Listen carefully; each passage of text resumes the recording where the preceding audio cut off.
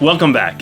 This month we've talked about the beauty of submission to God. And if that sounds crazy or weird to you, check out the previous topics. But as we talk about submission to God, we have to talk about God's mercy. Let's check it out.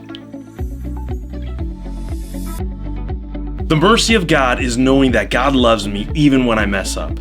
That may not sound like a big deal, but His love for us when we sin or fail is so huge that it's really difficult to understand. What do you think would happen if you put a bear, a lion, and a tiger together in a cage? Each of them are top predators, which means that they would fight against anything else that stands in their way.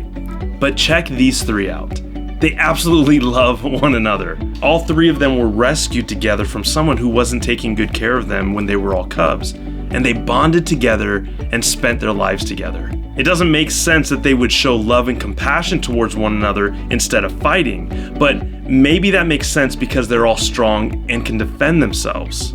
What about this dog in this enclosure with tigers? At this zoo, it was common for people to think that this dog was in danger and about to be attacked. But everyone was surprised to see this dog playing with the tigers. And it didn't make sense that the tigers wouldn't attack the dog, especially when the dog would snap at them. But it makes a little more sense when you know that this dog was the foster mother of these tigers.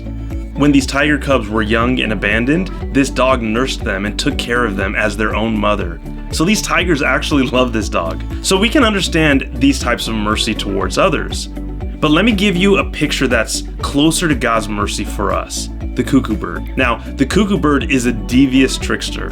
It'll lay its own eggs in the nest of another bird with eggs that even look like the other eggs in the nest. It fools the mother into incubating its own egg until it hatches. And then something really horrible happens.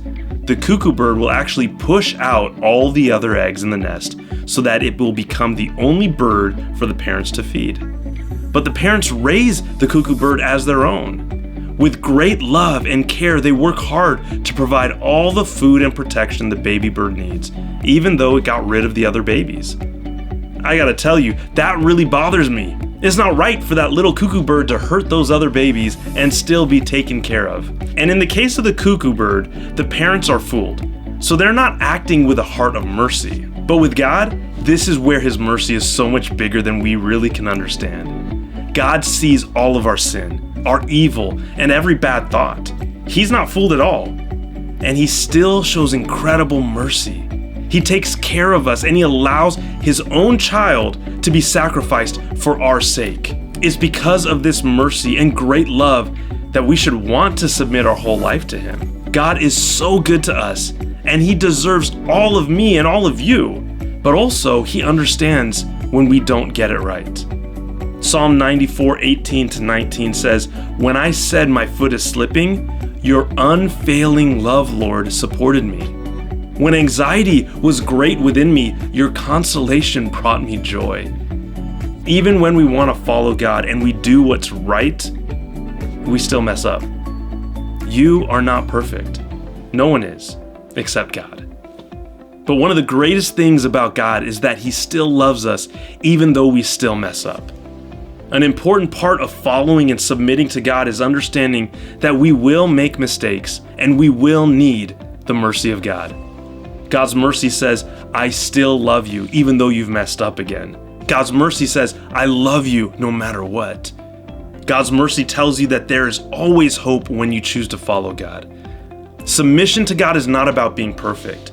It's about doing my best to follow God's ways and getting back on track and joyfully following God even after I mess up, because I know that God's love and mercy is bigger than my mess. Hebrews says, "So let us come boldly to the very throne of God and stay there to receive His mercy and to find grace to help us in our times of need."